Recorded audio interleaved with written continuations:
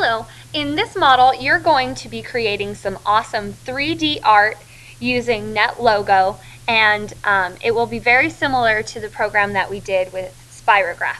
So the first thing that you need to do when you open NetLogo is go to your Interface tab and right click on the world, that's that black box, and then you're going to click Edit.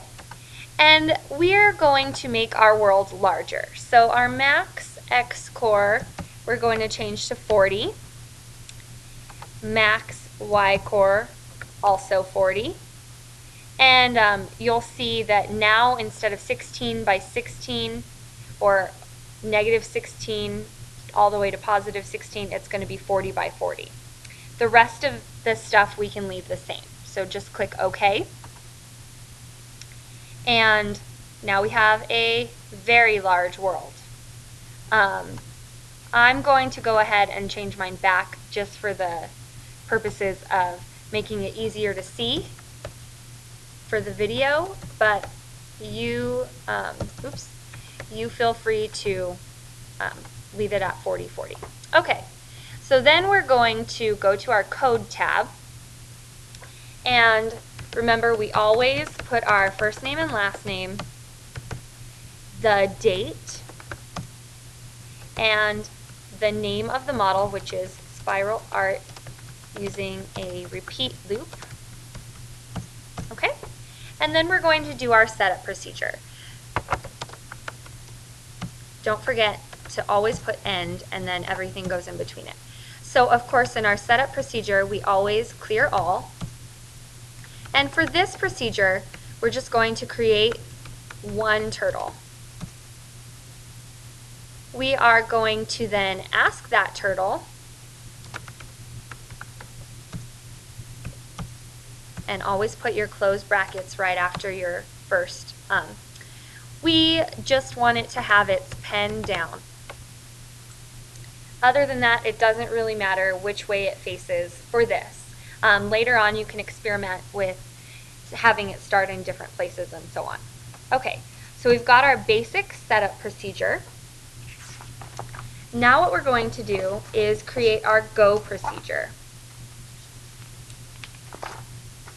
Okay, in the go procedure, always end with end, of course, we're going to ask the turtles a bunch of things. Okay, so inside our ask turtles bracket, we're going to add another little command.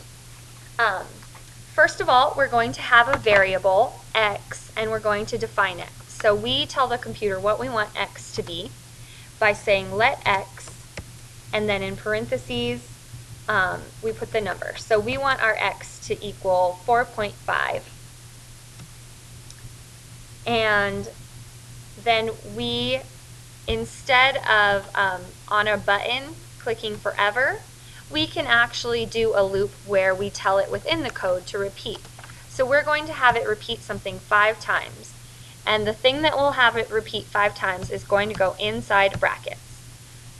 You can see how this can get a little confusing with brackets and brackets, so every time you do an open bracket, always do a closed bracket, and then enter in between them. Okay, so in our repeat command, we want our turtle to go forward x, and x will, remember, start off at 4.5. So it's going to, first thing, go forward 4.5. It's also going to go right 90 degrees, and then we are going to change x within that procedure. So we're going to set x plus 4.5. Okay, and we'll go ahead and check this. So basically what this does is this says that our turtle's going to go forward 4.5, turn right 90, and then we're adding 4.5 to x. So the next time it should go forward 9, right 90, add another 4.5 to x. Go forward 13.5, right 90, and so on. Alright, we checked our code. We'll go to our interface. I have to add a setup button. Remember that the setup button must be spelled and capitalized exactly as it is in the code, setup. And then we're going to add a go button. Oops, okay. So now when we set up, we should have a turtle in the middle of the screen, and when we click go, you'll see that he draws kind of a square spiral. Okay? Your job is to play around with this. So you can start off with letting x equal something else. You can set it right 80.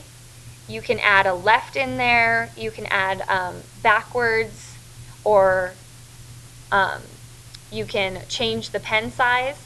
And the main thing that you're going to toy around with is set x plus, and you get to choose your value. So let's see, I changed my x to 2, and then I'm going to set x to x plus 6, so the second time it should be 8, and then the second time that should be 14, and so on. And let's just check this out and see what it looks like. Okay, so when we don't do a 90-degree angle, it will change it. So your job for this model, if you look at your rubric, your grading rubric,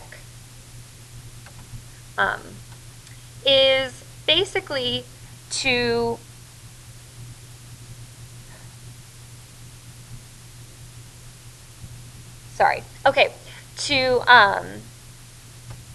create a repeat loop that repeats at least 100 times. So instead of my repeat 2 or repeat 5, you'll put 100 or more. It can be more. Play around with it a little bit. Okay.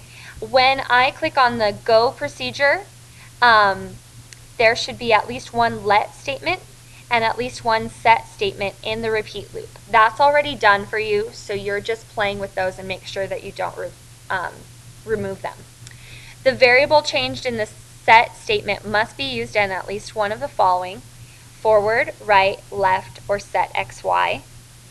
And your screen capture, okay, let's not pay attention to that. Okay.